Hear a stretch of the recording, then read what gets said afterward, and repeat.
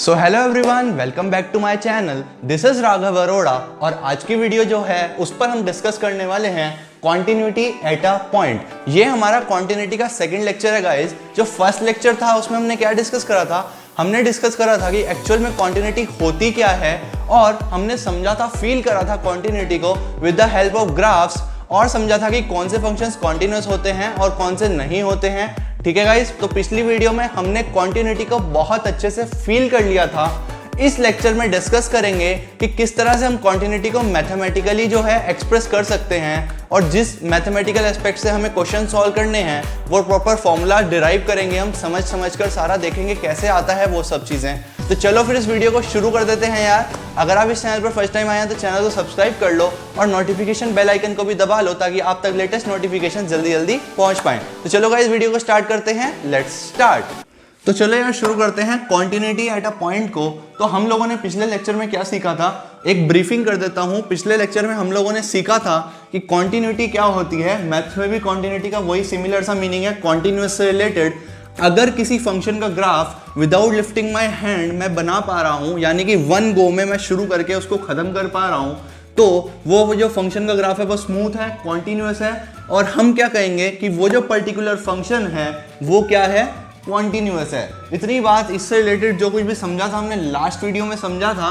अगर आप लोगों ने वो वीडियो अभी तक नहीं देखी है तो यार उसका लिंक नीचे डिस्क्रिप्शन में अवेलेबल है, आप लोग जाकर देख सकते हैं। तो आज की वीडियो में हम बात करेंगे कॉन्टिन्यूटी एट अ पॉइंट, यानी कि हम लोग कैसे डिस्कस करने वाले हैं। हमें एक फंक्शन दिया जाएगा गाइज, और उस पर हमें पूछा जाएगा कि इस पर्टिकुलर पॉइंट पर बताओ कि फंक्शन कॉन्टिन्यूअस है या नहीं। ठीक है गाइज, तो हम लोगों को कॉन्टिन्यूटी का एनालिसिस करना होगा एक पर्टिकुलर पॉइंट पर। ध्यान रखें कि जो पॉइंट वाली कॉन्टिन्यूटीज है यही ज्यादा पेपर में पूछी जाती है, और जो इसका मैथमेटिकल एस्पेक्ट है वही ज्यादा इंपॉर्टेंट है। बट आप लोगों को जो समझाना भी जरूरी है, बिकॉज कुछ ऐसे टफ क्वेश्चंस होते हैं जिसमें मैथ्स वाला पोर्शन फेल हो जाता है। तो वहां पर क्या काम आती है, हमारी कॉन्सेप्चुअल नॉलेज। और मैं आप लोगों को समझा कर ही हर चीज आगे बढ़ूंगा, ताकि आप लोग जो बच्चे 100 एम कर रहे हैं या 100 लाना चाहते हैं, उन लोगों का वो 1 मार्क कट ना जाए just because of lesser knowledge. तो हम लोग डिटेल में डिग करेंगे क्या होती है कॉन्टिन्यूटी एट अ पॉइंट। चलो देखते हैं इसका मैथमेटिकल एस्पेक्ट। मान लीजिए आपके पास कोई फंक्शन है fx, ठीक है गाइस, फंक्शन है कोई fx, और हम कहां पर डिस्कस करने वाले हैं कॉन्टिन्यूटी, हम देखने वाले हैं fx में continuity at some point c। ठीक है, तो हम क्या देख रहे हैं भाई, fx जो है वो डिफाइंड है real number two real number में। ठीक है गाइस, जो fx है वो कहां पर डिफाइंड है, real number two real number. और कोई पॉइंट है सम पॉइंट c जो बिलोंग करता है डोमेन ऑफ f को। तो यहां पर आप लोग एक बात समझेंगे। सबसे पहली बात, जो भी पॉइंट है जिस पर भी हम कॉन्टिन्यूटी देख रहे हैं, that point should be in the domain of that function. क्या मतलब हुआ? पहली बात जो सीखने की है वो ये है कि हम लोग सिर्फ उन्हीं पॉइंट्स पर कॉन्टिन्यूटी चेक करेंगे जो पॉइंट्स फंक्शन की डोमेन में आते हैं। अगर कोई फंक्शन की डोमेन में ही पॉइंट नहीं है तो उस पॉइंट पर कॉन्टिन्यूटी देखने का कोई मतलब नहीं है, कोई मीनिंग नहीं है। ठीक है गाइस, तो जो फंक्शन की डोमेन में पॉइंट्स हैं सिर्फ उन्हीं पॉइंट्स पर कॉन्टिन्यूटी चेक करी जाती है। ठीक है, और आप लोग भी ऐसे किसी पॉइंट पर कॉन्टिन्यूटी की बात नहीं करेंगे जो फंक्शन की डोमेन में ही नहीं है। ठीक है, पहली बात हम लोगों ने ये सीखी। अब मान लिया कोई fx है, उसका ग्राफ क्या है, r टू r में कुछ इस तरह का उसका ग्राफ है। कोऑर्डिनेट्स बना देता हूं मैं, इस तरह का ग्राफ है उसका कुछ, ये आपकी x एक्सिस, y एक्सिस। ठीक है गाइस, इस तरह का ग्राफ है और फंक्शन कुछ इस तरह का दिखता है। ठीक है, इस तरह का कुछ आपका फंक्शन दिखता है। मैं एनालाइज कहां करने जा रहा हूं कॉन्टिन्यूटी, किसी पॉइंट c पर। मान लीजिए वो पॉइंट c कहां पर है, वो पॉइंट c ये है, x इक्वल्स टू c। ये कोई पॉइंट है c, और हमें इस पर्टिकुलर पॉइंट पर क्या एनालाइज करनी है, कॉन्टिन्यूटी, कि फंक्शन इस पॉइंट पर कॉन्टिन्यूअस है या नहीं। ठीक है, तो गाइज आप लोग कुछ चीजें समझो। कुछ चीजें समझने की ये है कि आप लोगों को थोड़ी सी नॉलेज इसमें लिमिट्स की चाहिए होगी। तो लिमिट्स पर थोड़ी सी बात कर लेते हैं। बिकॉज कुछ बच्चे ऐसे हो सकते हैं जिन्होंने 11th में लिमिट्स पूरा पढ़ लिया, क्वेश्चन सॉल्व कर लिए, लेकिन उनको अंडरस्टैंडिंग ना हो कि असल में लिमिट होता क्या है। हो सकता है गाइस बिल्कुल, बिकॉज कई जगह पे बच्चे थ्रू आउट क्वेश्चंस करते रहते हैं मैथ्स में और अंडरस्टैंडिंग पर कम ध्यान देते हैं। तो मैं थोड़ा सा हल्का सा आपको जो दे रहा हूँ आइडिया दे रहा हूँ लिमिट्स का। तो लिमिट बेसिकली क्या होती है गाइस, देखो फंक्शंस डिफाइन हर जगह तो नहीं होते, इसीलिए डोमेन और रेंज का कॉन्सेप्ट आया था। कुछ फंक्शंस किसी पॉइंट पर डिफाइन नहीं होते हैं, जैसे कि मैंने आप लोगों को सिखाया था कि अगर कोई फंक्शन हो f(x = 1/x-3) तो ये 3 पर डिफाइंड नहीं है। ठीक है गाइस, 3 पर डिफाइंड नहीं है। तो लिमिट्स का काम क्या होता है, लिमिट का नाम है लिमिट्स। लिमिट्स का क्या मैं मीनिंग ले सकता हूं, लिमिटिंग वैल्यू। तो लिमिट्स हमारी किस तरह हेल्प करती है, मेरे को पता है कि ये 3 पर तो डिफाइंड नहीं है, 3 पर डिफाइंड नहीं है, लेकिन अगर मैं इसकी वैल्यू चेक करूं 3 के जस्ट लेफ्ट में, जस्ट लेफ्ट का मतलब पता क्या है, आप सोचो कि जो छोटे से छोटा, जितना भी आप सोच सकते हो ना कि इतना छोटा नंबर हम लेफ्ट में मूव करें, यानी कि अगर मैं लेफ्ट में मूव करूं 0.000000 जितने जीरोस लगा सकते हो उतना छोटा अगर मैं मूव करूं लेफ्ट में 0.0001 उतना अगर मैं लेफ्ट में मूव करूं और फंक्शन वहां पर तो डिफाइन होगा बिकॉज 3 पर डिफाइंड नहीं है, लेकिन उसके जस्ट लेफ्ट में, जस्ट का मतलब समझ रहे हो, ये सिर्फ एक नोटेशन है, जस्ट लेफ्ट जैसा कुछ होता नहीं है। बिकॉज आप लोग खुद सोचो, जो नंबर आप मेरे को जस्ट लेफ्ट में बताओगे मैं उससे छोटा नंबर आपको बता दूंगा कि देखो उसका जस्ट लेफ्ट लिए है। तो हमें बस एज्यूम करना, बिकॉज ये जो कैलकुलस होता है आर्बिट्ररी कॉन्सेप्ट्स होते हैं इसमें, कुछ कुछ जैसे इन्फिनिटी का हो गया। सिमिलरली जो 3 का जस्ट लेफ्ट है, जस्ट लेफ्ट का मतलब हो गया 2.999999 एंड बहुत सारे नाइन्स, उस पर तो फंक्शन डिफाइंड है, मैं उस पर तो वैल्यू चेक कर सकता हूं इसमें डालकर पॉइंट को। तो वो पॉइंट मैंने डाला और फंक्शन की वैल्यू चेक करी, ठीक है। उसके बाद 3 पर डिफाइंड नहीं है, लेकिन क्या 3 के जस्ट राइट में डिफाइंड है, यानी कि 3.000001 पर डिफाइंड है। और भी जीरोस लगा सकते हो आप, बिकॉज जस्ट राइट की बात कर रहा हूं मैं, बिल्कुल हल्का सा राइट है, बिल्कुल ना के बराबर। तो उस पॉइंट पर भी फंक्शन डिफाइंड है, 3 पर ही तो डिफाइंड नहीं है, तो वो पॉइंट भी मैं डाल सकता हूं इसमें। वो पॉइंट मैंने डाला, कुछ वैल्यू दोबारा आई। अब अगर जस्ट लेफ्ट वाली वैल्यू और जस्ट राइट वाली वैल्यू अगर आप लोगों की सेम आ जाती है, इक्वल आ जाती है, तो हम लोग क्या कहते हैं, हम लोग कहते हैं कि उस पर्टिकुलर पॉइंट पर, यानी कि जो इस केस में 3 है, उस पर्टिकुलर पॉइंट पर हमारी जो लिमिटिंग वैल्यू है, या फिर जो लिमिट ऐसे डिनोट करते हैं, लिमिट x टेंड टू 3 है, इसको x = 3 कभी नहीं बोलते, बिकॉज 3 पर तो फंक्शन डिफाइंड ही नहीं है। तो x टेंड टू 3 यानी कि 3 की तरफ x टेंड करता हुआ, और दोनों तरफ से चेक कर लिया हमने, 2.999993 की तरफ जा रहा है, लेकिन 3 को टच नहीं कर रहा है बिकॉज 3 पर डिफाइंड नहीं है।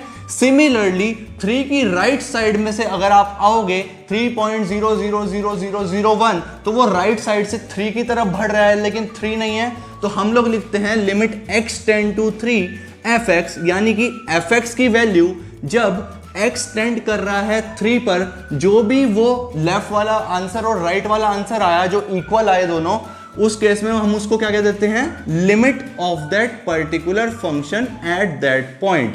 ठीक है, तो लिमिट्स का कॉन्सेप्ट बेसिकली किस लिए लाया गया था, इसलिए लाया गया था कि जहां पर फंक्शंस डिफाइन नहीं होते हैं तो लिमिट्स की हेल्प से हम लोग आइडिया ले सकते हैं कि वहां पर लिमिटिंग वैल्यू क्या होगी, यानी कि उसके जस्ट बिल्कुल बराबर में, बिल्कुल बराबर के पॉइंट्स की जो वैल्यूज हैं, अगर वो कोइंसाइड कर रही है तो मैं एज्यूम कर सकता हूं कि अगर शायद 3 पर डिफाइंड रहा होता तो शायद वही वैल्यू होती। तो इस तरह लिमिट्स का कॉन्सेप्ट काम करता है, इसलिए देखो लिमिट बोला जाता है बिकॉज लिमिटिंग वैल्यू, लिमिटिंग का मतलब कि एग्जैक्ट वैल्यू नहीं है लेकिन उसकी तरफ अप्रोच करने का एंड है बिल्कुल। अगर आप 3 पर वैल्यू देख रहे हो तो मेरे को 2.999999 एंड 3.00000 जितनी जीरोस लगा सकते हो, जीरो लगाने के बाद लास्ट में 1 लगा दोगे, उस पर जो वैल्यू आ रही है उसको मैं एज्यूम कर लेता हूं कि वो इस फंक्शन की 3 पर लिमिटिंग वैल्यू है। सो गाइज आई होप आप लोगों को लिमिट्स का आइडिया हुआ कि लिमिट क्या होती है। ठीक है, खैर ये मेरा कंसर्न नहीं है, आज लिमिट्स नहीं पढ़ा रहा हूं मैं, जब लिमिट्स पढ़ाऊंगा फिर तो और डीप में आपको समझाऊंगा क्या होता है लिमिट्स। फिलहाल आई होप आप लोगों को इतना समझ आया। अब मेरी बात सुनो, दो कॉन्सेप्ट्स होते हैं गाइस, एक होती है लेफ्ट हैंड लिमिट, एक होती है right hand limit.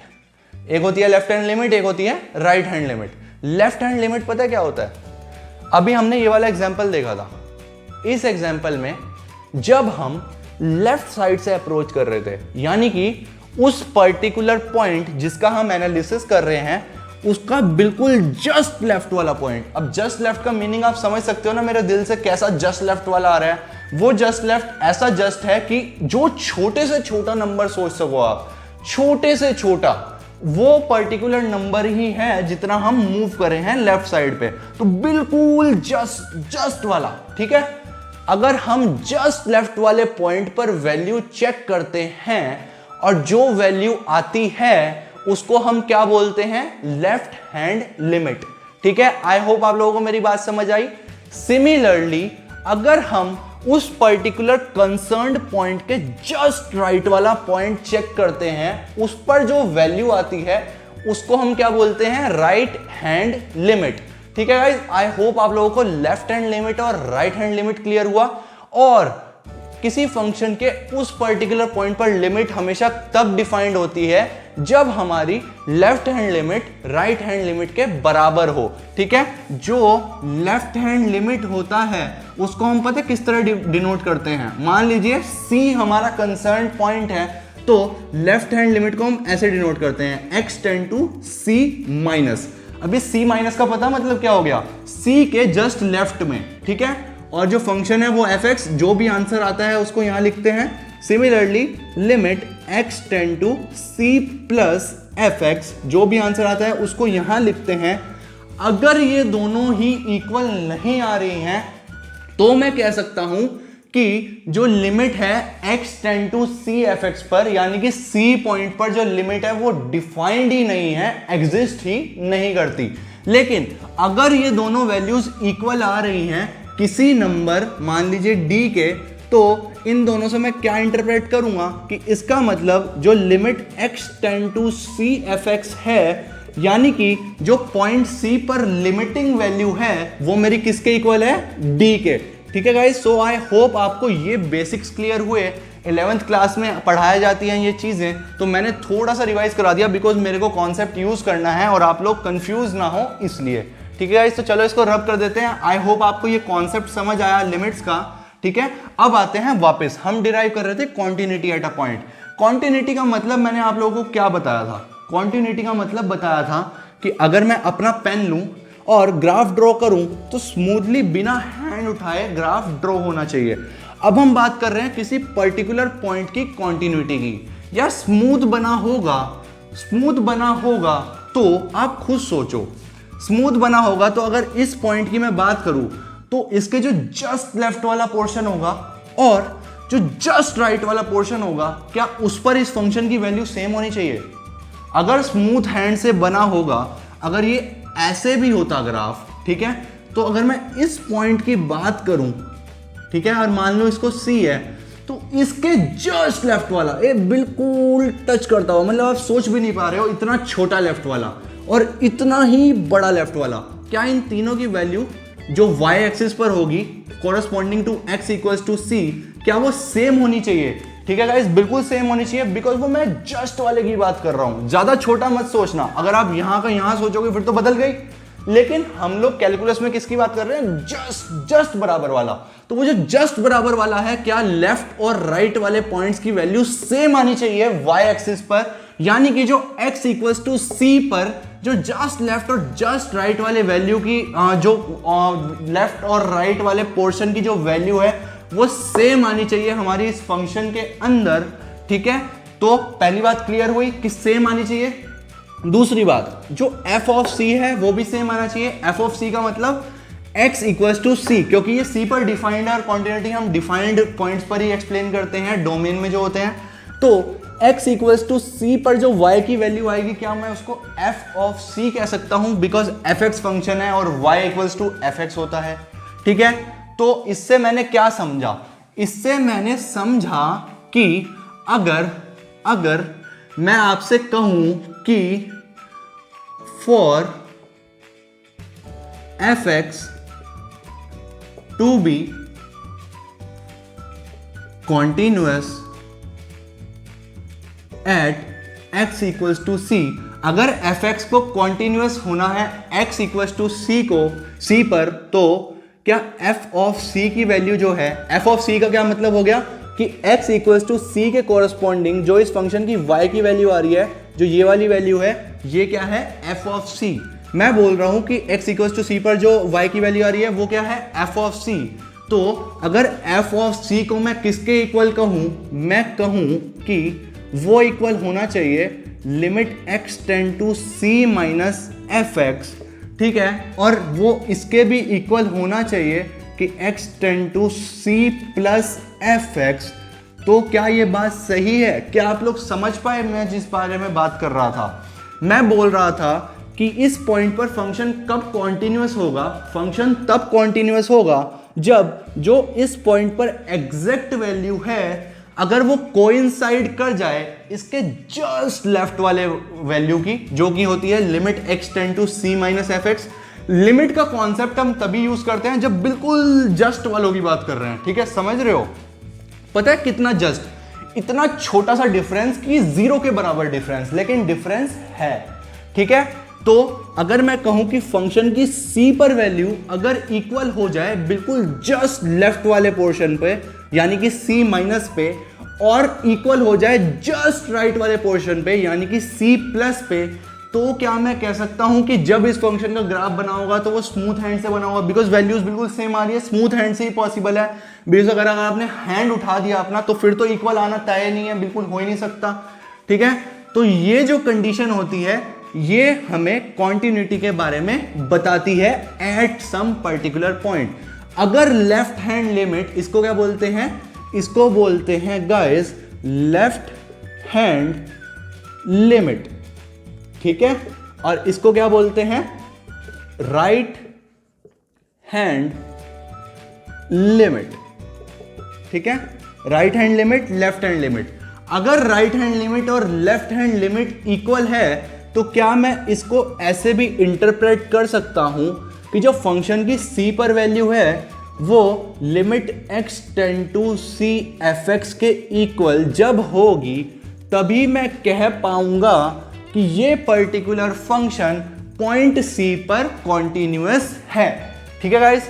I hope आप लोगों को ये कॉन्सेप्ट क्लियर हुआ, क्या मैं आप लोगों को सिखाना चाह रहा था, ठीक है।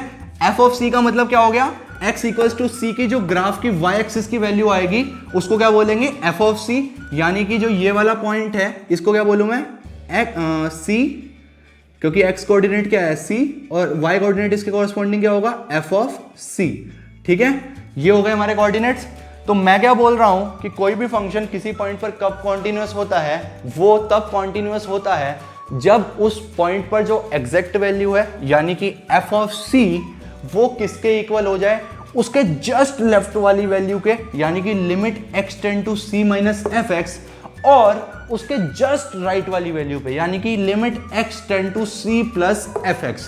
तो मैं क्लियरली क्या कह पाऊंगा, अगर ये तीनों वैल्यूज इक्वल हो जाएं, और या फिर इसको अल्टरनेटिवली ऐसे लिख सकते हैं कि limit x tend to c fx f of c के इक्वल हो जाए, तो हमने ये फॉर्मूला एस्टेब्लिश कर लिया कि भाई तब उस केस में x इक्वल्स टू c पर ये पर्टिकुलर फंक्शन क्या होने वाला है, कॉन्टिन्यूअस होने वाला है। सो गाइस आई होप आप लोगों को मेरी बात क्लियर हुई है, समझने की कोशिश करना, अगर ना समझ आए तो वीडियो को दोबारा देखना, बहुत इजी सी बात है लेकिन एक बार समझ लो, ठीक है। अब हमने ये फंक्शन का जो फॉर्मूला है, जो ये कॉन्टिन्यूटी का फॉर्मूला है, एस्टेब्लिश कर लिया। अब हमें किसी भी फंक्शन के ग्राफ देखने की कोई जरूरत नहीं है। सिंपली अगर आपको डिफाइंड फंक्शन दिया जाएगा तो उसका ग्राफ बनाने की कोई जरूरत नहीं है, आप लोग सीधा अप्रोच कर सकते हैं और उस क्वेश्चन को सॉल्व कर सकते हैं without drawing the graph of that particular function, ठीक है।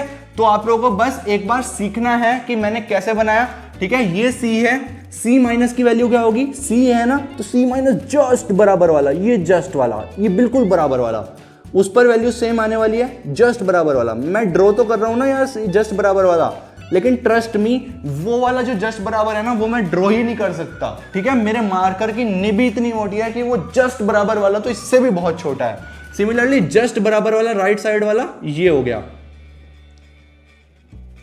ठीक है। जस्ट राइट जस्ट लेफ्ट, तीनों पर वैल्यू एक ही है, which is equals to this particular thing, ठीक है गाइस। सो आई होप आप लोगों को फंडा समझ आया, ठीक है।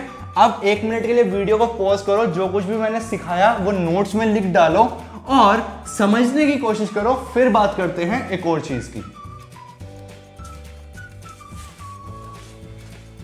सो गाइज आई होप आप लोगों को ये सारा फंडा क्लियर हो गया, ठीक है। अब मैं बात करता हूं कि किस तरह से हम लोग देख सकते हैं कॉन्टिन्यूटी। फंक्शन क्लियर हो गया, बिल्कुल उसका फॉर्मूला क्लियर हो गया कैसे होता है और कब अब हम कैसे कैसे चेक करेंगे। खैर जो क्वेश्चंस हैं वो तो हम नेक्स्ट वीडियो में देखेंगे। मैं एक और ग्राफ बना रहा हूं और आप लोगों को एक्सप्लेन करने जा रहा हूं कि किस तरह से हम चीजें देखने वाले हैं, जबकि ग्राफ्स अब हम कम ही यूज करेंगे बिकॉज फॉर्मूला हमने एस्टेब्लिश कर लिया है।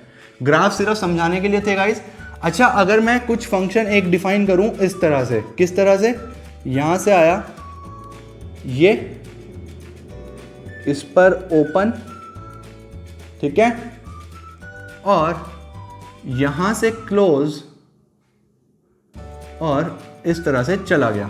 ये पॉइंट क्या हो गया, x इक्वल्स टू 0, इसको मैं मान लेता हूं फिलहाल के लिए y इक्वल्स टू 1 और ये क्या है y इक्वल्स टू 3, ठीक है। अब क्या ये पॉइंट, क्या ये x इक्वल्स टू 0 पर फंक्शन कॉन्टिन्यूअस है? कोई fx की बात कर रहा हूं मैं, x इक्वल्स टू 0 पर क्या देख रहा हूं, कॉन्टिन्यूटी, इससे कोई लेना देना नहीं है, इसको मिटा देते हैं, ठीक है। तो आप लोग इस केस में एनालाइज करने की कोशिश करो। पहली चीज, फंक्शन की 0 पर वैल्यू क्या है, f ऑफ 0 क्या है। f ऑफ 0 यानी x इक्वल्स टू 0 पर फंक्शन कहां पर कट कर रहा है, क्या 1 होगी?